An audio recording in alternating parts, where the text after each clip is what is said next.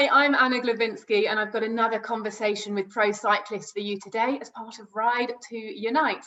Elise Vander Sande and Annelies from Lotto Soudal Ladies, one of them at the very beginning of her career, and the other who has been in it for over 10 years and is now the team's DS. So all I can say is there is a great spectrum of perspective on women's cycling. Tune in and enjoy. Hi guys, so we're going to be going into some pretty big topics today. I actually want to push you quite hard to get your opinions on certain things, because I feel like you've got the experience and the qualities that are required for giving these insights. So first of all, let's get an idea of who you are, your background, before we dive into some of the bigger stuff. So could you just one at a time introduce yourself? Let's start with Elise. I'm Elise Vander Sande. I'm 23 years old, and I'm riding for the Lotto Soudal Ladies. This is my first year at the team, so it's all new for me. Before this year, I studied for physiotherapist, and now I'm working also part-time as a physiotherapist. So that's all I think is important. Yeah, the main starts and getting, I think the main thing with you is you're kind of really getting started out there in your career. And Annelies. Hi, I'm Annelies. I'm a former rider from track and the road. I've been a rider for almost 10 years. And since this year on, I've been the sports director of Lotto Soudal Ladies.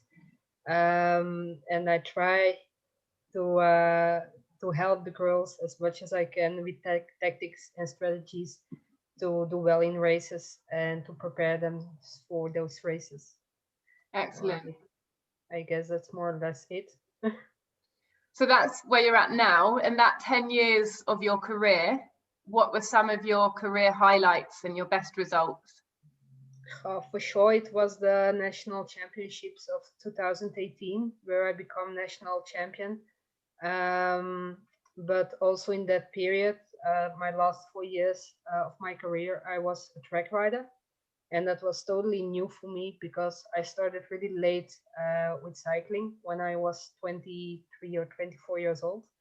So it was a bit the opposite world, because normally you start doing track riding and you continue on the road, but I started on the road and I ended up on track cycling with the team pursuit, and I learned a lot in those 4 years on the track, and I really enjoyed it, and it was a whole new world that went open for me, and yeah, I really enjoyed it. It's we saw in an Olympic program as well, to go to Tokyo and with the team pursuit, and due to a crash we didn't made it to the Olympics, and we became the ninth country that was selected to go for the Olympics, but only the first 8 could go. So it was quite a bummer, but it was an adventurous journey, and I will never forget it. Yeah. And why did you move to the track?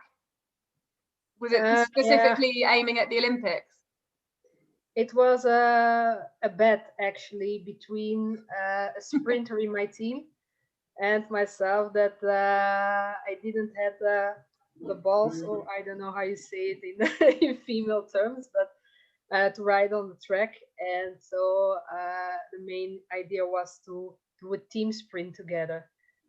And but yeah, in our country, track isn't that big, so they canceled the sprint, the team sprint with the nationals, so we couldn't compete. So I competed in individual numbers on the track, and based on my times that I was riding, the national coach added me to the selection, and we started up a team pursuit program with Lotto Kopecky. Was also in my team with Lotto Soudal, where I become close friends with. So that's the way it went, more or less. That was definitely an unusual way of getting into it. So Elise, do you want to follow in Annelies's footsteps? Are there things in her career that you would like to copy? Oh, yes. I would also like to be a Belgian champion one day. That would be nice if I can copy that. um, but yeah, I'm not riding on a track, so I don't know that I will do that in the future, but that's not a plan at this moment. So yeah. Well, what hopes and dreams and plans do you have for your career as well then? Yeah, like I said, I hope to be maybe once a Belgian champion and ride some nice races and get the most out of it, out of my career. Maybe do a world championship would also be nice. Things like that will be goals for me. Awesome. Well, we'll be watching. Best of luck. And Annelies, you're now on the other side of your career. It's really interesting talking to both of you at the same time. Why do you still want to continue working in this industry now that you're not, racing to the same level? That's a very good question. I quit cycling in September because of the corona and the atypical season. A bit earlier than I expected. And yeah, that just meant that I had to search for another job.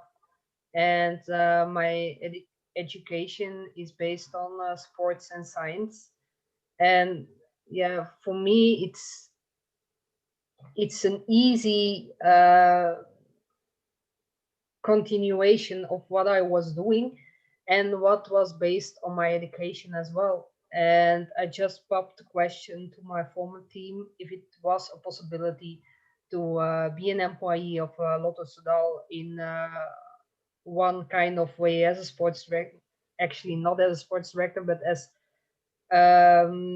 more like somebody, a manager who plans all things behind the women's cycling department.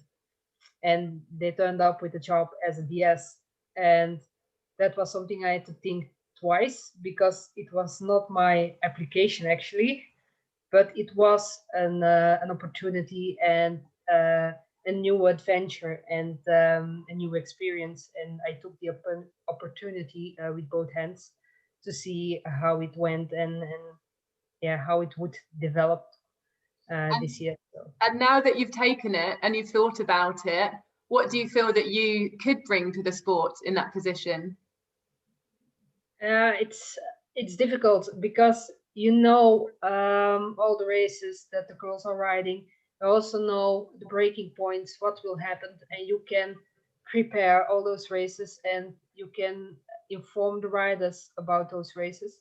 And that's all useful information. But when you are in the car behind the bunch, you don't have any control of what's happening, and it's just I didn't know, but it brings a lot of emotions to a DS in a car, because when you're not riding good as a team, you feel responsible and you want to help them in each way you can, but it's not that easy because you don't have the power to control it.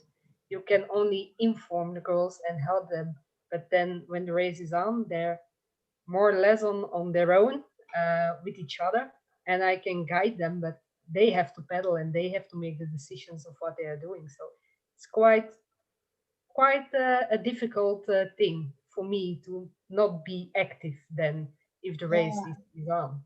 It's almost like taking a step back into the spectator role. That is difficult, I imagine. And Elise, what does it mean to you to have Annelies's experience as your DS? Are you able to use her a lot for her information and knowledge and motivation? Yeah, it's nice because she knows the courses and she can give us a lot of information about that, and she knows how it is to be a cyclist and to be in a difficult situation or in a good situation, and then she can say the right things at the right moment, I think. So it's nice that someone like her is in the car. Yeah. Yeah, someone who gets it. And you know, women's cycling has seen a lot of changes professionally. Elise, what's the difference, would you say, for Elise coming in now compared to when you were starting? What changes are there in women's cycling?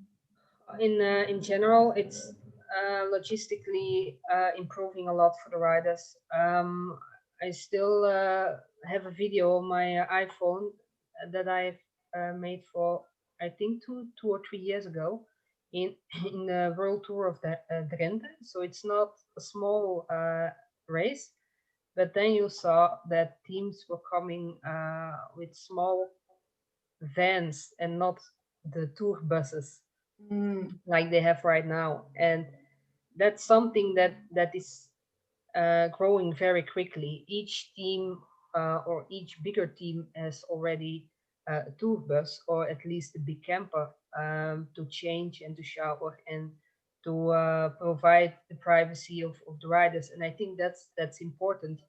But also the logistics behind cycling, like programs like VeloViewer, and informing the riders in a good and right way, and follow them on training speaks, for example.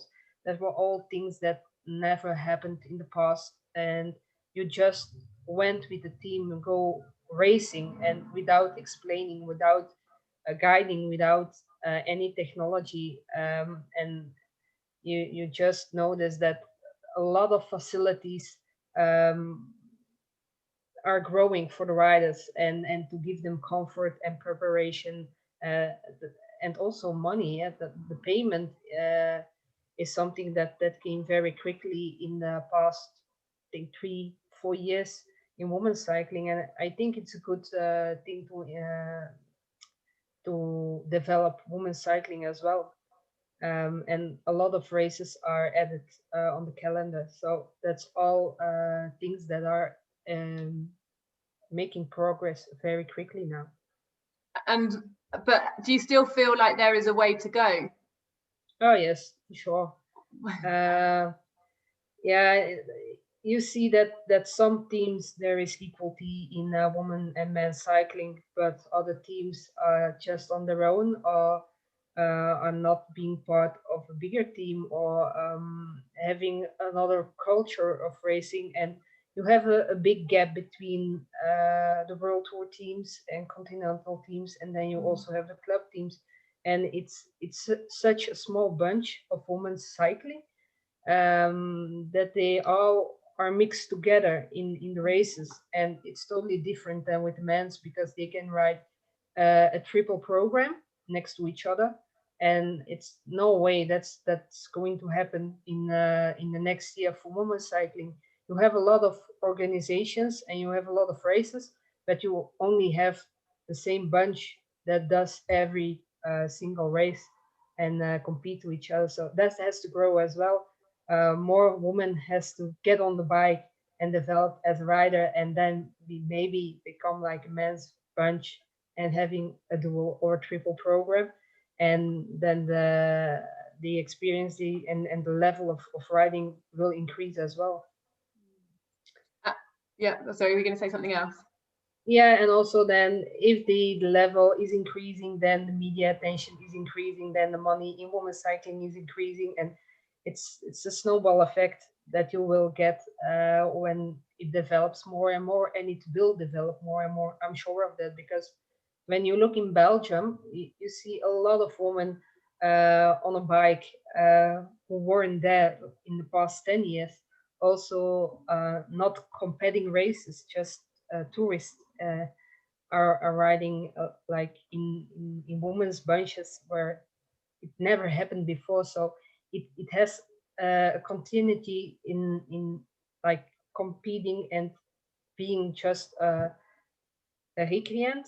I don't know how you say it in English, but just on the bike. Yeah, just a tour enthusiast or something, we'd maybe say. Yeah.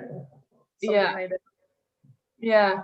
And Elise, do you have anything you want to say about the discussion about creating equality in women's cycling? Do you feel that there are still things that you personally would like to fight for?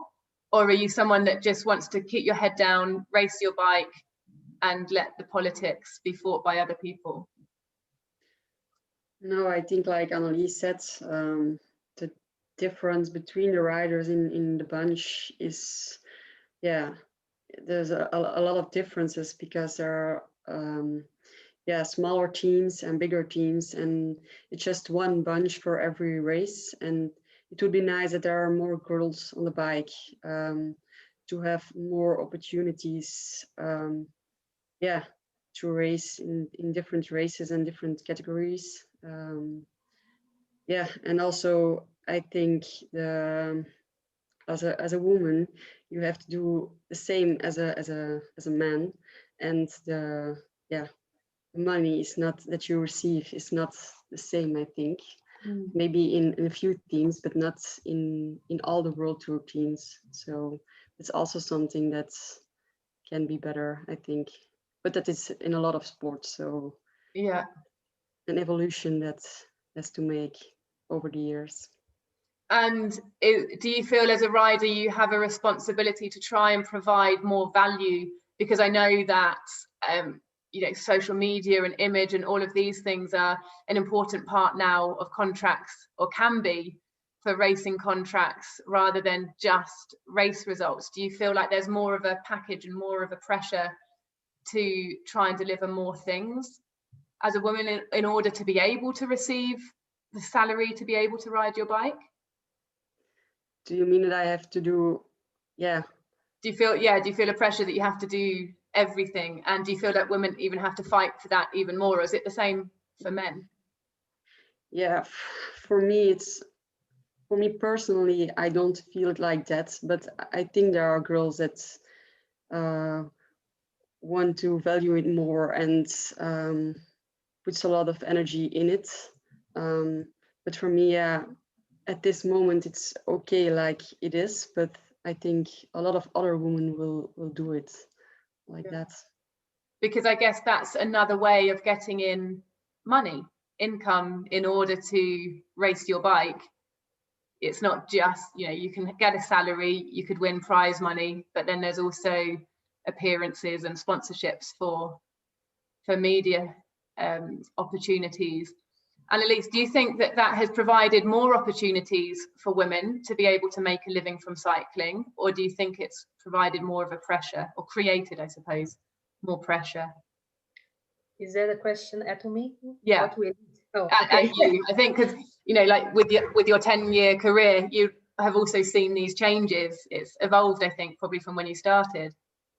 I think our media attention began on Facebook, later on Twitter, and then on Instagram, and for sure it was that kind of mediums that all smaller teams were using to pop out the news of women's cycling, and to also start a discussion why that women's cycling wasn't equal to men's cycling, why that we weren't on TV, because that's something that just recently happened. That's not something common for over like 10 years. There was never women's cycling on TV, and now when you look at Eurosport, you see the national championships, you see the bigger races, World Tour races, broadcast live on television, but also the live streams are very important for women's cycling to find investors to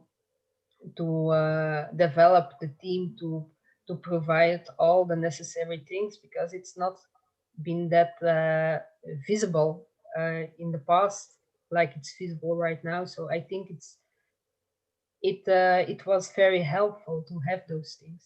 Yeah, provide those platforms for sure. And I just want to change the subject a little bit now onto your work-life balance, because I was just speaking to Elise before we recorded, and you've got a crazy day doing physiotherapy, and then you've got meetings, you've got this interview, you also need to find time to go out training on your bike. So how do you structure your days to make sure that it's, you're training to the best of your abilities, but you also have a life and that you're healthy all around as a person? my day starts at work every day, and then most of the times in the afternoon I go for a ride for training. But I started for a part-time job, but now I do a few hours anymore. So I think I do 11 hours at my work right now, and then I go for training. But there's also my friends and my boyfriend and my family. Yeah. So yeah, you have a lot of different things, another things next to training and the work life. So sometimes it's very busy, like today. Yeah. And Annelies, is this something that you encourage riders to think about and care about, having a good work-life balance, that it's not all, because to be an athlete and to be successful, you do need 100% focus, but it's not. But Yeah. you also need distraction, Yeah. in my opinion, because I was a rider. I had the luck that I was full-time paid, and but I always worked before and combined it like Elise, with cycling, and it costs a lot of energy to combine your trainings with work or with studying, but it also has this advantage, like when you're not doing a great season, or when you are doubting about things that are going wrong in races, and why that you could not be able to follow the attack, and you are disappointed in yourself, then you have a job or you have a study that you can focus on, and it's a distraction to empty your head, focus on something else, and then go back to the next race with 100% motivation, and let go the constantly thinking about racing and evaluating. And because that was something I experienced as a rider. I'm a thinker, and when it wasn't good, it was never good enough. I always had to do better, and that's mentally killing you as well. So I think it's important to have good structure and have something else than cycling in your life, because only cycling, it's just riding a bike. It's nothing more than that. It's riding a bike, and there are much more important things in life than just riding a bike. Yeah. And I think that that's a wise lesson that everyone has to take into account, that there's so much more about life than just riding that bike. It's a great period of your life, and you experience a lot and you learn a lot, but in the end it's just riding a bike.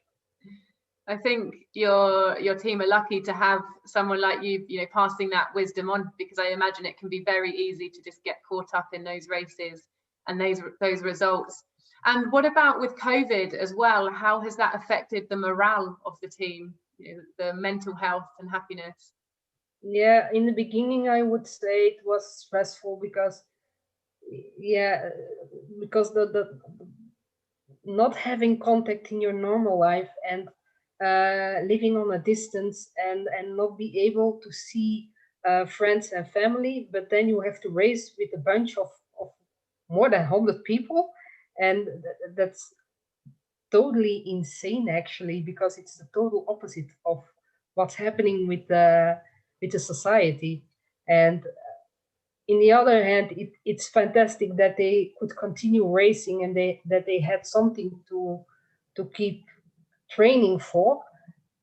But I think it was quite difficult to explain to people, especially the second year of Corona, that bike races were allowed, but there were, on the other hand, there are a lot of restrictions. And I think you always had a bit of fear of getting COVID and bring it to the team. And yeah, it's difficult, because my husband also just went to work, and I had to make sure that I was tested before every race, and that I was negative to join the race, and also the riders. But their families, they didn't have those tests, and they had to go to work, and or there were children of riders that went in the house, so you were never sure. each test was like a stressful situation. Would I be negative or positive? Can I go this weekend, or am I in isolation, in quarantine? It's yeah, it's crazy actually. Yeah, is how did you feel about it all, Elise? Yeah, I never experienced much of COVID because I could go to work all the time as a physiotherapist, and I could race the second year, not the first year. But just not seeing my friends and my family was weird. But yeah, for the rest of the time, I could go to work. I could train with someone. So I had a lot of contact at that time. Yeah, so as a cyclist, you were still sort of able to balance that life. So I mean, that's great. That's really is good to hear. And I just want to talk really quickly about the team that you're in, Lotto Soudal Ladies. When did you join the team, Elise? Yeah, this year it's my first year at the team. So last year I rode for a smaller team, and yeah, this is the first season. And how did it happen? And how did you feel when you got that contract? Yeah, it was the day after the nationals that Annelies called me. That was the first contact we had, and then yeah, I was fourth at the nationals, and I beat her at the sprint. So maybe that was the thing that she called me, and then I think I signed the contract a few days later. I think it was going like that. Not sure anymore, but yeah, it was after nationals. And was it because of her beating you in the sprint that you wanted to book her, or had you been looking for her for a long time, looking at her for a while? No, she became national champion of the club riders in Belgium, and it was a very tough race. I could remember with there was a Tiegenberg came in the circuit, and yeah, there was a big shifting between club riders and continental team riders, and when you have that kind of sprint in the end of that kind of race, then I was convinced that she had something that I want to give it a chance to develop, because we're also a Belgium team and we need Belgiums, but I'm very picky in my Belgiums riders. I want to feel something about them that makes them special, and that maybe help that specialty or talent developing in common years. So that's why I asked Elise to join the team, because yeah, the reason was that she beat me in the sprint, and I was like, if you can do that, you can do more of that. And where that came from, then yeah, there has to be something in this girl that gives her skills and talent that has to be developed. Yeah. Also because we had a talk that she never did strength or power training before she was studying as a physio, so she didn't have that much time for trainings, and all that kind of stuff makes me realize that she had a lot of progression in herself. So I was happy to give her the chance. That's amazing. And what's the objective of the team? Have you got the time to put into riders, you see a little spark of something that they could become, and you want to help develop them? Are you in it for the long term with your riders? If it's up to me, I would happy to do that, to have a strict development program that we can follow up as a team as well, to define their qualities and to build it up in the future. But it's something that the policymakers of the team has to decide which way they want to go with it. So yeah. And final question, as we're really in the thick of the season now, how are you feeling that it's going, and what have we got to come? What have we got to see from the team? But this is a question to both of you. We start with Elise. Yeah, it's for me it's a difficult year to gain a lot of confidence, I think, because I already ridden many big races, and the level difference a lot of from last year. So I try to learn a lot, and I think I already learned a lot. But I have also been given many opportunities through this, so that I could only dream of last year. And I like to be able to ride more as a team in the future races, and to help each other where possible. I think that's a nice goal for the next races. Excellent. We'll be watching. And Annelies, just to sum it up, what have we got to look forward to from the team for the rest of the year? I'm looking forward to see the performance in stage races, because that's something we didn't do except of Lotto Belgium Tour then last week. But it's Giro is totally different, and also Tour d'Occitanie will be totally different, because there's a lot of altitude meters that we have to gain. And I want to see my riders developing after each stage race in a positive line, and I will be happy that they give themselves 100% on each day of each race, and pick up the useful information and be smart in those races. Because if you have a 1 day race, it's totally different. You have to give it your all in 1 day, and then you can start your recuperation to go to the next race. But now it's day after day after day after day, and they have to be smart and have a plan in their head as well, to finish the stage race and to perform as good as they can. But I'm sure they're capable of doing that.